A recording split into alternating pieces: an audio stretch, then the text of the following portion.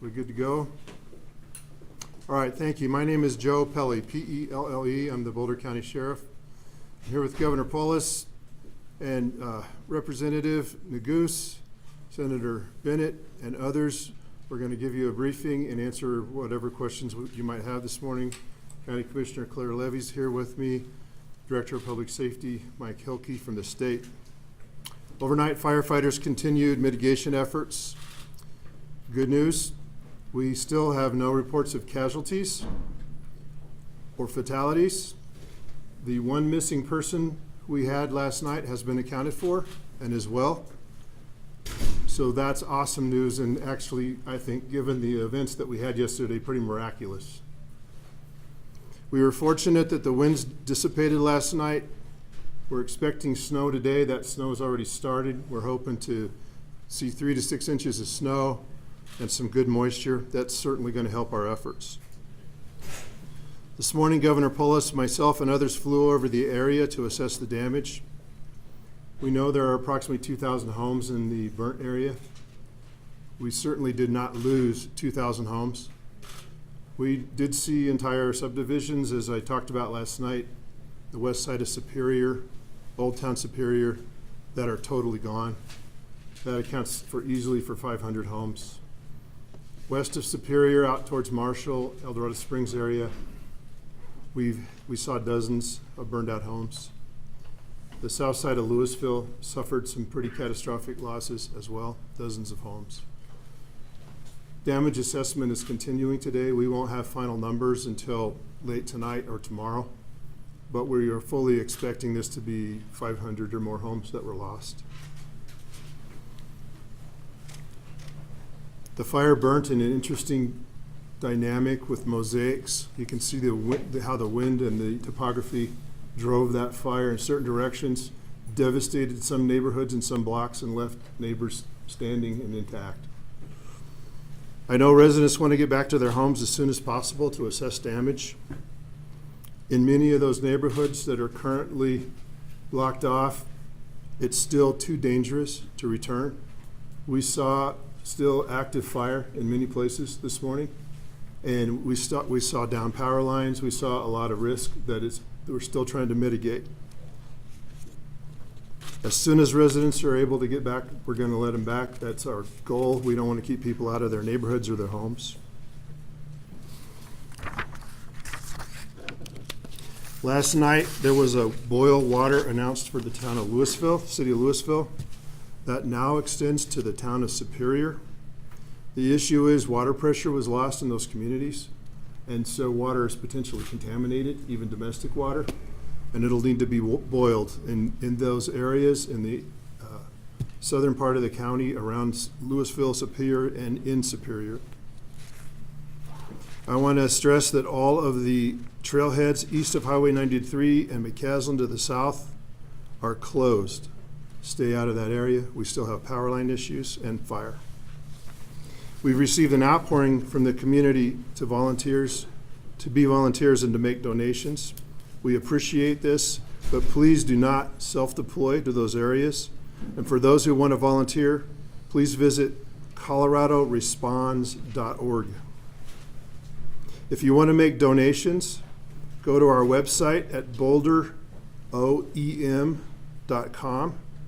There are details on how to make donations and how to register and be available through the Red Cross or the Community Foundation of Boulder County. We have a community call center established. This call center has information concerning the fire's impact on Boulder County and can be reached at 303-413-7730. 303-413-7730. Again, we ask if you have general questions about the fire, your neighborhoods, road closures, please call the call center. Do not call 911. I'm going to turn that over to Governor Polis now. Thank you. Thank you, Sheriff Pelle. Just moments ago, we did a aerial reconnaissance mission thanks to the Colorado National Guard of the areas impacted. We We're able to do it in the brief window before the snow, and how grateful we are that the snow has started. There were still some areas with active flames. Mostly it was looking at the neighborhood level devastation.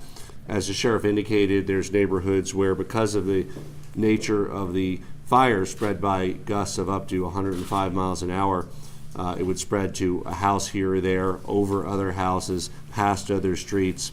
Very unusual burn pattern.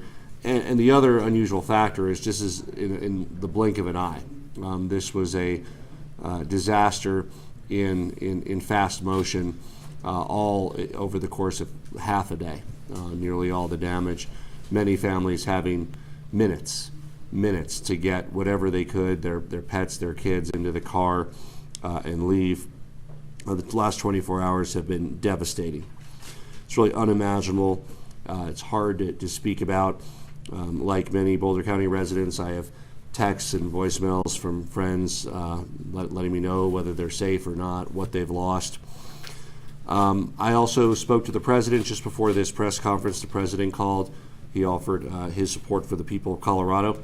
They also gave verbal authorization. The president approved the expedited major disaster declaration, and that'll be finalized and papered in the next couple hours. What that means is it allows those who suffer loss, small businesses and homeowners, they won't have to wait for the preliminary damage assessment for housing and small business assistance. So that will be forthcoming very soon because of this disaster and the actions that the president took. And the president sends his regards to the people of Colorado and those who are directly impacted. This hit close to home for so many of us, literally in some cases for those of us who live nearby, but also in terms of this being a fire that wasn't a wildfire in the forest. It was a suburban and urban fire. The Costco we all shop at, the Target we buy our kids' clothes at, all surrounded, damaged. Nearly 1,000 homes in two very tight-knit, beautiful communities that our state has are gone. And, you know, we talk about houses destroyed, but each house is not just a house, it's a home. It's a sanctuary of comfort for those who live there. It's a reservoir of memories where families were raised. You know, it feels like we've experienced enough loss and tragedy these last 2 years, and then yesterday happened over the course of several hours.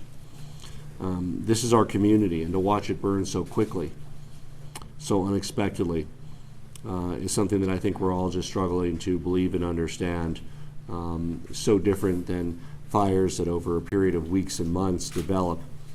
This played out with 105-mile winds over the course of half a day. We are going to work hard with families and small businesses to rebuild our treasured communities, homes and sanctuaries for folks, the short-term impact for housing needs.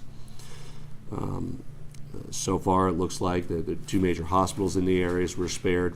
Looks like schools were spared. And we might have our very own New Year's miracle on our hands if it holds up that there was no loss of life. We know that many people had just minutes to evacuate, and if that was successfully pulled off by all the affected families, that's really quite a testimony to preparedness and emergency response. I also spoke to the FEMA administrator this morning and let her know that that with this expedited major disaster declaration, we're going to need all the help we can get. She asked other ways that could help. We talked about short-term housing needs. We talked about additional needs for hospital capacity because of the hospital Avista that will be, while not destroyed, out of commission for a period of days or weeks. It's uncertain when that'll be back at 100% capacity. You know, Mr. Rogers once told his audience, when I was a boy and I would see scary things in the news, my mother would say to me, "Look for the helpers. You'll always find people who are helping." And time again, we see those helpers here in Colorado. Sheriff Pelle, his deputies, Director Stan Hilke, National Guard, hundreds of brave firefighters from municipal fire departments across the Denver metro region, law enforcement, first responders. Many of these brave men and women themselves lost homes or were uncertain whether they even had homes to return to, but they stayed on the job. And on behalf of a grateful state of Colorado, we want to say a profound thank you to everyone who's helped. I'm now going to say a few words in Spanish. Buenos días. Las últimas 24 horas han sido absolutamente devastadoras. Es difícil de imaginar lo que ha pasado y difícil hablar de esta mañana. Esto no se siente real, se siente como si estuviéramos viviendo en una pesadilla. Yo hablé con el presidente y él da apoyo a las personas de Colorado y aprobó el Expedited Major Disaster Declaration. Y los fondos pueden ir a los negocios y a las personas que pierdan sus casas. Una y otra vez veo a esos ayudantes aquí en Colorado. Quiero dar gracias a Sheriff Pelle, Director San Hilke, los bomberos y todos que ayudan a las familias in Boulder County. A profound sense of gratitude for all those who have stayed up all night working to help those in need. I know there's families out there now watching this, not knowing for sure whether they have a home to return to. Know that we are with you every step of the way. For those who've lost everything they had, it's not going to be easy. It's not going to be easy. But you have your family, you have your health, you made it out. These are physical objects that you've lost. You will rebuild. We will mobilize everything the state has, and with the support of the federal government, to make sure you have the resources you need to rebuild your lives here in Colorado. With that, we'll turn it over to Senator Bennett.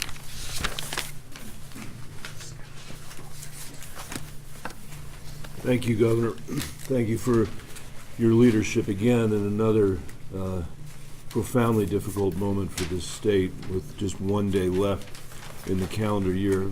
I'm going to be brief. I want to start by thanking the sheriff and all of the first responders who did just an unbelievable job of getting people out of here and of making sure that people evacuated. We don't know what the final numbers are going to be here, but when you fly over this, to know that the loss of life is, if there is any, is going to be as limited as it is a profound testament to the way that the first responders alerted people to the danger, and I think importantly the way people themselves responded to the alerts that they received. And so I just want to start by saying thank you.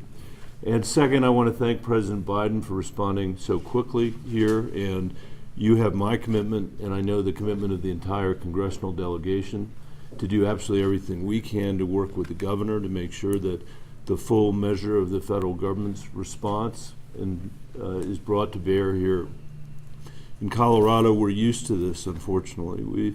We've had our share of floods and fires and natural disasters, and what I can say, for at least for the last decade or so, is that in every single case, we have built back stronger than we were before the disaster happened, and I'm absolutely certain that that's going to be the case here. Boulder County and the communities that have been affected have been through this. This fire may have happened on the plains of Colorado, which is very unusual, but this county we know is mountain strong, and we know we're going to be able to rebuild better than we were before.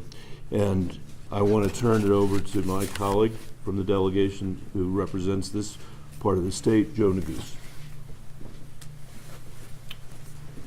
Well, good morning, everyone. First, I want to start by thanking our firefighters, our first responders, police officers, everyone who has been working so diligently throughout the day yesterday and this morning and through the night to protect lives and livelihoods. We are incredibly grateful for your service and your bravery, and that starts with my friend and colleague, Sheriff Pelle. Many of you know that Sheriff Pelle is one of the longest-serving sheriffs in Colorado history, and he has had his fair share, more than his fair share, of disasters during his tenure. And we are so grateful for his leadership and the work that all of his deputies and incredible firefighters who drove up last night from West Metro and from Jefferson County, from Denver, really across our state to help protect our community. Thank you to Governor Polis for his leadership, to Mayor Stoltzman and Mayor Folsom, both of whom have been have done an incredible job under some really troubling circumstances, leading their respective cities of Louisville and Superior, not knowing whether their homes were safe during this terrible tragedy. Yesterday was a devastating day for Boulder County, for Superior, and for Louisville. These fires, as you heard the governor say, are unprecedented. They moved through neighborhoods with a speed and a magnitude like we have never seen before. And we know already that the damage will be costly and disastrous, and we saw that for ourselves during the overflight that we just took a few minutes ago with the governor and the senator. As the sheriff laid out, there are countless families in our community today who are learning that they have lost their homes and all of their possessions. For each of the individuals who are learning of this loss, for those who have been evacuated from their homes, we stand with you, ready to assist you in any way that we can. I had the opportunity yesterday to visit with many individuals, constituents, neighbors at one of the major evacuation sites in Lafayette, in my hometown, at the YMCA. And to hear their stories, as the governor said, many of whom literally had minutes to evacuate their homes and learned that they had in fact lost everything they owned, was heartbreaking. But I also was heartened to see so many of our fellow Coloradans there at the evacuation center, dropping off supplies, neighbors taking care of neighbors. It's the Colorado way. It's what we're known for, and that is certainly on full display today. Our prayers are with everyone impacted by the fires. It's going to be a long road to recovery. We are grateful that FEMA gave swift authorization yesterday to the FMAG grants that were necessary to help battle the flames, and grateful to President Biden for his swift approval today of the major disaster declaration, which will be critical in terms of bringing federal resources here to Boulder County and to the many homeowners who have lost so much, for folks who are looking for housing assistance, small business assistance, and so forth. We'll be working with FEMA over the next several hours and with the state and local leaders to ensure that those resources are brought to bear as quickly as possible. I'll just close by saying, perhaps stating the obvious, which is that this has been an incredibly difficult year for Colorado and an incredibly difficult year for Boulder County.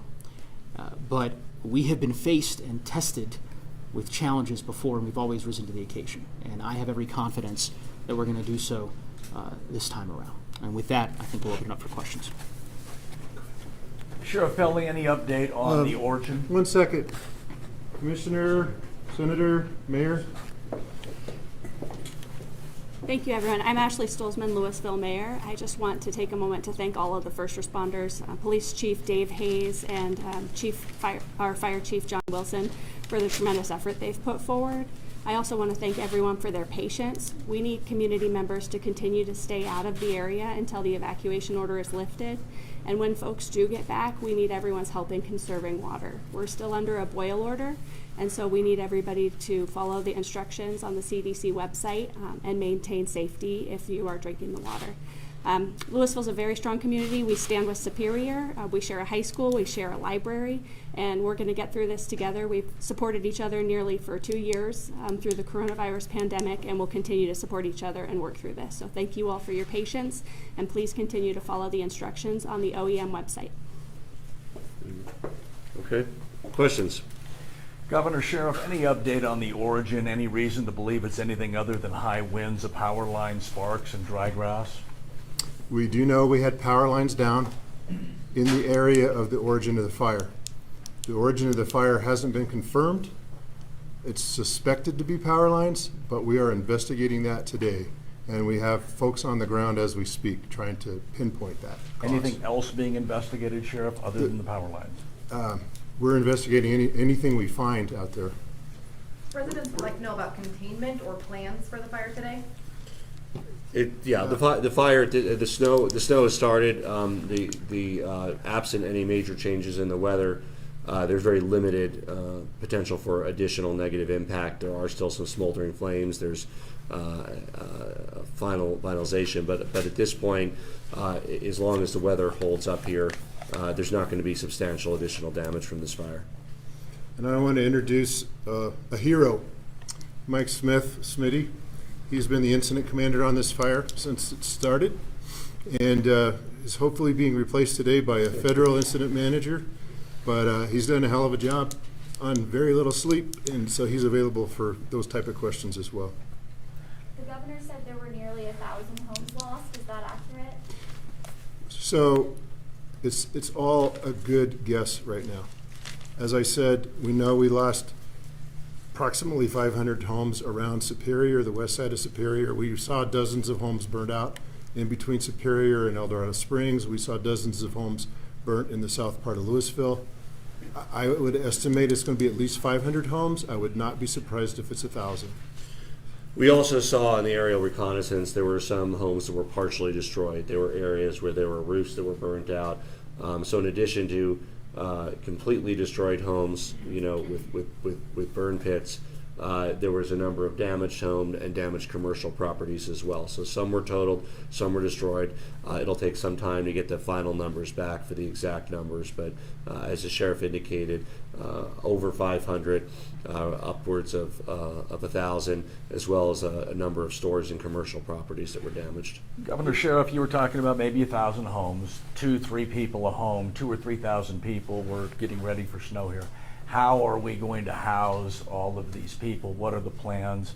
Realizing it's early, what can you share with those that are wondering where they can go, what they can do? Yeah, well, there's temporary emergency shelters, and those will, of course, serve people as long as needed. This was also a topic of my conversation with the FEMA administrator and the president about what FEMA can do to help support some of the medium-term housing needs of members that want their kids to be able to return to their school, want some sense of normalcy before the actual physical rebuilding of their home can occur. So that's going to be a priority of our administration, working with the federal government to provide as many options to people as possible. The county and the sheriff did a great job standing up the emergency shelters, and it's my understanding there's about 200 people currently at the emergency shelters. Again, many have fled to stay with friends or in other areas, and that will likely continue as long as it's needed to serve those 200 people. Usually in these type of events, that can be a matter of weeks. What's the strategy for mitigating this fire? And had it been incredibly difficult with those fires? And talk to us a little bit about what your firefighters went through, please. Smitty, come on. So our strategy from the beginning was life safety. So with the winds the way they were and the fire behavior from the initial start of the fire was moving basically at the same speed of the wind and the light fuels. So our priority was to work in conjunction with our partners with law enforcement, EMS, and fire to get people out of the way. We didn't actively fight the fire for the first few hours. It was really about life safety. As we started to get a little bit of ahead of the curve, we started to be able to anchor into some of the places and get some good firefighting done, but our priority through the entire event was life safety for both public and firefighters. And just to highlight how rapid this event was, this was a rapid fire over a period of hours with gusts of up to 105 miles an hour, leapfrogging instantly over highways, over roads, across neighborhoods. Really kind of an alignment of many of the worst possible factors that firefighters fear. I mean, first of all, a very dry fuel. We've had very little precipitation, very little snow, coupled with gusts of up to 105, 110 miles an hour, really led to a combination that was more destructive in a shorter period of time than anything we've seen. Sheriff Pelle, can you talk a little bit more about the power lines that were involved in this? Were they high tension lines? Were they local service? And then also, Sheriff, you and Governor, I wonder if you can share a little bit what you saw from the air and what everything looked like on the ground. Be a little bit more specific with those details. So I don't have details. My view of this entire event is from a sort of a 30,000 foot level. I don't know what kind of power lines or, whether they were transmission lines or individual lines into private property. I don't know. We are, again, actively investigating today, trying to determine the origin and cause of the fire. And when we get that and we narrow it down, we will make that public. What was the second question? Can you describe kind of in detail what it looked like above? Everyone's kind of seeing it from the side right now, but what is, are all the homes and neighborhoods destroyed? Leapfrog? How does it, No, it's like any other fire we've seen where it's a mosaic and the fire runs in fingers based on topography and winds. And you'll see where the fire infuels, like in gulches where there's shrubs and taller grasses, where it entered neighborhoods and took out like an entire block. and then left everything around it standing. And then, on the other hand, like on the west side of Superior in that subdivision in the old part of town, there's an entire community that's completely wiped out, that's just smoking holes in the ground. So it was intense in places, and then other places it just got in topography, driven by the wind, and it ran in fingers. Can you tell us what you know about utility lines and the potential for freezing temperatures overnight? I know they're working as hard as they can, as fast as they can to restore power. So a major issue with late season fires for us, and we've experienced this in the past, is we have warm temperatures, we have wind, we have a big fire, we lose power, and then the next day we freeze over. And so all those homes, we are in danger of broken pipes and running water and that. And so I know that restoration of power is a major priority. Is US 36 still closed? When will it reopen? Do you have any? It is still closed. We're still continuing to do damage assessments along the road. We are looking very hard at how quickly we can get some of those major thoroughfares open, but I don't currently have a time. Did you all hear that okay? Sheriff, unconfirmed calls to our newsroom that there were fire hydrants in Louisville that might have been dry or not operating yesterday. Any confirmation, any information on that line? Yeah, they were having water pressure issues, but here's what happens when you have neighborhoods burn out. The individual homes start leaking, right? And then the pressure to those individual hydrants becomes less and less. And so I know they were having problems with fire pressure or water pressure. That's actually not unexpected in a major event like this. Sheriff, you said one missing person had been located. Are there any other indications there are missing individuals? No, we don't have any. We don't have family members calling in, telling us they can't find Aunt Rose. None of that. The one lady that was reported last night was found fine. It's unbelievable when you look at the devastation that we don't have a list of 100 missing persons, but we don't. And so, again, I'm hoping that's a miracle, because it would be, given the circumstances. Any other utility issues, gas lines, anything else like that to be aware of or to get back in operation? We're working closely with Excel and all the different power providers in the area to do quick assessments on where we can. Like was alluded to previously, one of our big concerns, and we've got a group specifically working on how we're going to restore power where it's safe, to make sure that the power lines are inspected before we re-energize, and that the gas lines are all intact before we do that. So we are actively working on that. As far as major transmission lines or gas infrastructure that's been damaged, I don't have any information on that. Thank you. Sheriff, Governor, lots of calls to our newsroom from people wanting to know if their homes are still standing or destroyed. What is the best way you recommend people to get that information? You're obviously limiting access in some areas. What do you say to those people that want to know? So once the damage assessment is done address by address, we'll be able to post a list of homes that were lost. That won't happen for a while. That will take at least a day to accomplish that. There is a map of the burn area that will be posted on the Boulder OEM website. Please keep in mind that only a portion of the homes in that burn area are affected, and there are a lot of unaffected homes. There will be the ability, I think, soon for flights, that kind of thing, to give more information to the public. But right now, I can't provide information on specific addresses. How satisfied were you with your readiness level and the equipment you needed to fight this best you could, sir? For the hand that we were dealt, I don't think that we could have done a better job.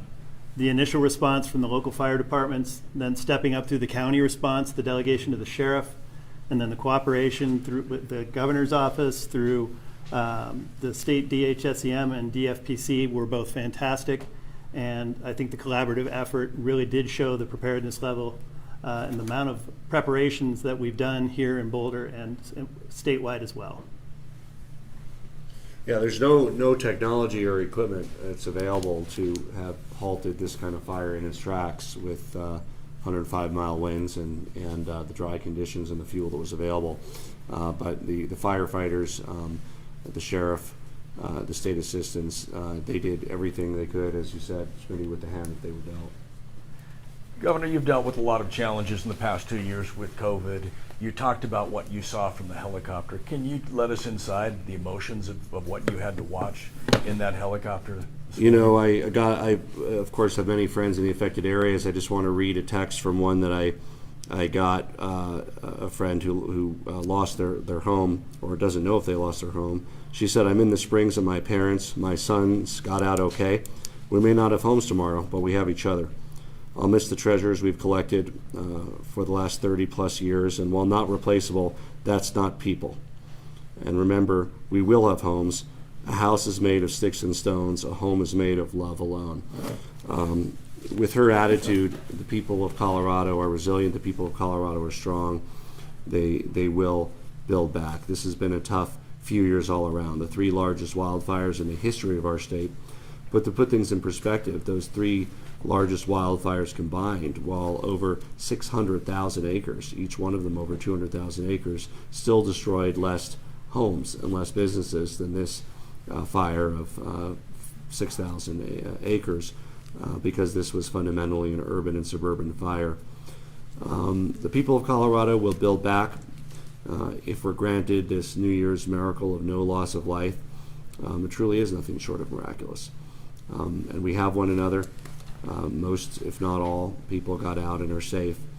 And we, as their friends and neighbors and fellow Coloradans, are going to do everything we can to help them rebuild their lives.